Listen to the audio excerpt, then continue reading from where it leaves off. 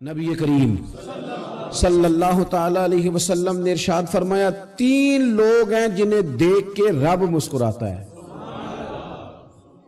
یا رسول اللہ صلی اللہ علیہ وسلم وہ کون کون سے؟ تو محبوب فرمانے لگے ایک وہ بندہ ساری مخلوق سوئی ہے، آدھی رات ہے، رات کا پچھلا پہر ہے، اس نے اٹھ کے وضو کر لیا، مصلی پہ کھڑا ہو گیا خدا کی یاد میں، فرمایا اسے دیکھ کے رب مسکراتا ہے جو اس کی شان کے لائق ہے۔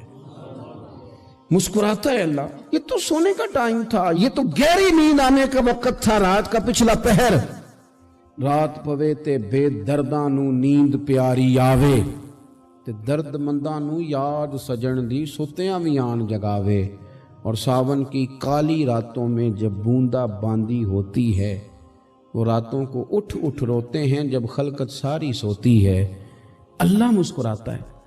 اور سننا میرے بھائی، میرے نبی پاک صلی اللہ تعالی علیہ وسلم فرماتے ہیں جب مسلمان نماز کے لیے صفیں بناتے ہیں نا، ترتیب لگ رہی ہوتی ہے، اب اللہ کی بارگاہ میں کھڑے ہوں گے، قیام کریں گے، رکوع کریں گے، سجود کریں گے، فرمایا جب مومن صفیں بناتے ہیں تو رب دیکھ کے مسکراتا ہے، مسکراتا ہے۔ کمال ہو گئے عروج بندگی کا، جب بندے کو دیکھ کے رب مسکرائے، خدا بندے سے خود پوچھے بتا تیری رضا کیا ہے، مسکراتا ہے۔ اور میرے نبی پاک علیہ السلام فرماتے ہیں جب مجاہد جہاد کے لیے صفیں سیدھی کرتے ہیں، آج تو یہ رب کے نام پہ مرنے ہی آ گئے، یہ صفوں میں کھڑے ہوں گے، ترتیب سے لڑیں گے، ترتیب سے گلا کاٹیں گے کافروں کا یا شہادت لیں گے۔ فرمایا جب جہاد کے لوگ صفیں بناتے ہیں تو رب انہیں دیکھ کے مسکراتا ہے۔ کتنے نصیبوں والا وہ بندہ ہے جسے دیکھ کے مسکرا دیا۔ او یار، کبھی تیرا بیٹا تیرے سامنے مسکرائے نا چھوٹا تو تیرا دل باغ باغ ہو جاتا ہے۔ تیری ماں بیمار کسی ایک دن صحیح طرح ہنس پڑے تو طبیعت خوش ہو جاتی۔ مجھے بتاؤ نا جس کا رب بھی اسے دیکھ کے ہنس پڑے، جو اس کی شان کے لائق ہے، کیا اس بندے کے نصیبیں ہیں، کیا اس کے مقدر ہیں۔ آپ اس مقام پر اپنے آپ کو لائیں۔ اب دیکھیں نا، یہ حدیث آپ نے سن لی، اب ہم نے نا اس طرح صفحے نہیں بنانے جس طرح ساری دنیا، اب ذرا صفحے بھی شوق سے بنائیں گے، اب ذرا تھوڑا سا شوق پیدا کریں گے، بھئی یہ تو میں وہ کام کرنے لگا ہوں جسے دیکھ کے رب مسکراتا ہے۔ نبی پاک صلی اللہ علیہ وسلم نے فرمایا جب کوئی بندہ توبہ کرتا ہے نا، ہم توبہ کا رٹا لگاتے ہیں، یا اللہ میری توبہ، یا اللہ۔ اور توبہ کا تو مطلب یہ ہے کہ پچھلے گناہوں سے پکی توبہ، آج کے بعد یہ غلطی نہ کرنے کا پکا وعدہ۔ تو نے ساری شب برات رو کے گزاری ہے، بتا سویرے جھوٹ جوڑنے کا ارادہ ہے تیرا؟ آج کے بعد رشوت تو نہیں نہ لے گا، ملاوٹ تو نہیں نہ کرے گا، یہ توبہ ہے۔ اور اگر سارے کام اسی طرح کرنے تو پھر یہ توبہ کا رٹا ہے، جتنا مرضی لگاؤ۔ حضرت علی بن ربیعہ رضی اللہ تعالیٰ عنہ فرماتے ہیں میں مولا علی کے ساتھ تھا، مقام حرہ کی طرف جا رہے تھے، حضرت علی نے ہاتھ اٹھا کے دعا مانگی ہماری تعلیم کے لیے، ورنہ حضرت علی ہم صحابہ کو محفوظ عن الخطا تو مانتے ہیں نا۔ ہاتھ اٹھا کے کہا اے اللہ ہمارے گناہ بخش دے، تیرے علاوہ کوئی معاف کرنے والا نہیں۔ اور پھر حضرت علی آسمان کی طرف دیکھا اور دیکھ کے نا حضرت علی بن ربیعہ کو تو مسکرائے۔ حضرت علی بن ربیعہ کہنے لگے حضور مسکرائے کیوں ہو؟ فرمانے لگے ایک دن میں حضور کے ساتھ اسی طرح آیا تھا، اسی طرح حضور نے دعا فرمائی تھی ہماری تعلیم کے لیے، اور پھر حضور مجھے دیکھ کے مسکرائے تھے اور فرمایا جب کوئی بندہ رب کی بارگاہ میں اس طرح استغفار کرتا ہے تو رب مسکراتا ہے، اور مسکرا کے فرماتا دیکھ لو میرے بندوں کو پتا ہے کہ میرے علاوہ معاف کرنے والا کوئی نہیں، انہیں پتا ہے، تم اس کی بارگاہ میں رجوع تو لاؤ، آؤ تو صحیح دو آنسو لے کر۔ اقبال کہتے ہیں کہ موتی سمجھ کے شان کریمی نے چن لیا، قطرے دو گرے میرے اب کے انفعال کے، دو میں نے آنسو بہائے تھے تو اس کے کرم نے تو موتی سمجھ کے چن لیا۔ سنو نا حضور اس استغفار کو، اللہ کو یار رات کو توبہ کر کے سونا چاہیے ہمیں۔ کچھ غلطیاں ہم کرنا نہیں چاہتے پر ہم سے ہو جاتی ہیں، کچھ دل ہم توڑنا نہیں چاہتے پر وہ ٹوٹ جاتے ہیں، ہماری مجبوری ہوتی ہے ٹوٹ جاتے ہیں۔ رات کو اس کی بارگاہ میں ہاتھ باندھ کے کشکول طلب دراز کر کے خوب استغفار پڑھنا چاہیے کہ مالک بندے ہیں نا کیا کریں، نفس کا ساتھ ہے، دنیا کا ساتھ ہے، خواہشات نفسانیہ، مالک معاف کر دے، درد سے توبہ، رسم نہ ہو، کہانی نہ ہو، लफ्ज ना हो, जुमले ना हो, और जनाब ऐसे लोगों के बीच बड़े हाथ बांध के और बड़ा कोई जरूरत नहीं। आप अकेले अपनी चारपाई पे बिस्तर के अंदर मुंह दे के भी दर्द से कहेंगे ना माफ कर दे, तो वो तो मेहरबानी बड़ा है। मेरे नबी पाक सल्लल्लाहु अलैहि वसल्लम मिसाल देते हैं, फरमाया एक आदमी सहरा में जा रहा, सहाबा से हुजूर खिताब कर रहे हैं, फरमाया एक आदमी सहरा में जा रहा था, उसने अपनी ऊँटनी पे खाना पानी पैसे हर चीज रखी हुई थी। सहरा था बहुत बड़ा, दरमियान सहरा के गया तो थोड़ा सा सस्ताने के लिए, आराम करने के लिए ऊँटनी से नीचे उतरा। अब उसने ऊँटनी की लगाम, ऊँटनी की नकेल अपने सरहाने के नीचे रखी, हाथ के साथ पकड़ी और सो गया। थोड़ी ही देर के बाद जब उसकी आंख खुली तो देखा ऊँटनी गायब है।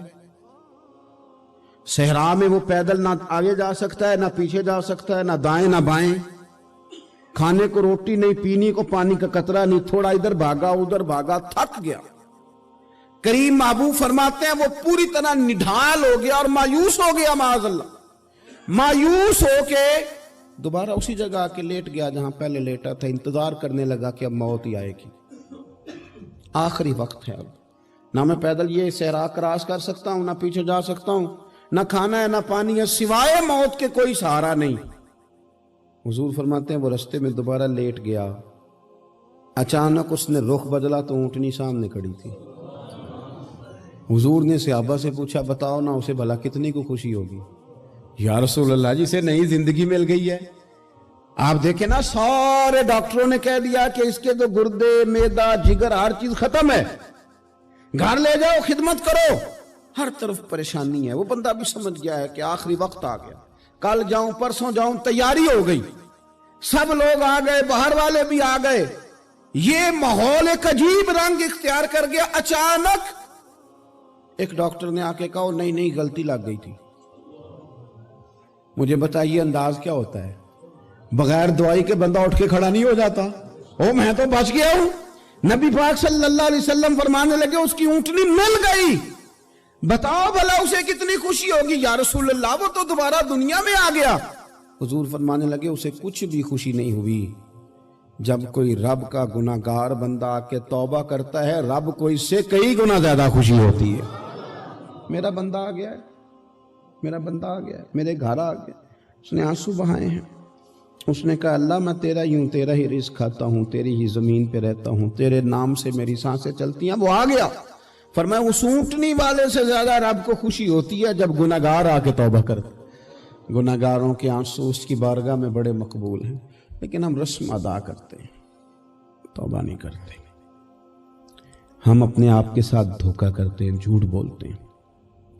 हम बंदा कोई नाराज हो जाए तो हमें को नहीं नींद आती, उसके घर चले जाते हैं।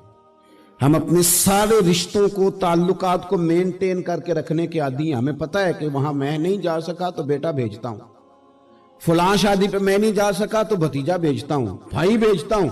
हर ताल्लुक का हमने ख्याल रखा कोई रूठ ना जाए। लेकिन कमाल है ना, ये नहीं सोचा कि अगर रब रूठ गया तो, जब वो रूठ जाए ना तो सारे रिश्ते भी बंदे के पास मौजूद हों तो कोई करामत नहीं होता। फिर करोड़ों रुपया जेब में हो तो डॉक्टरों की दवाइयां असर नहीं करती।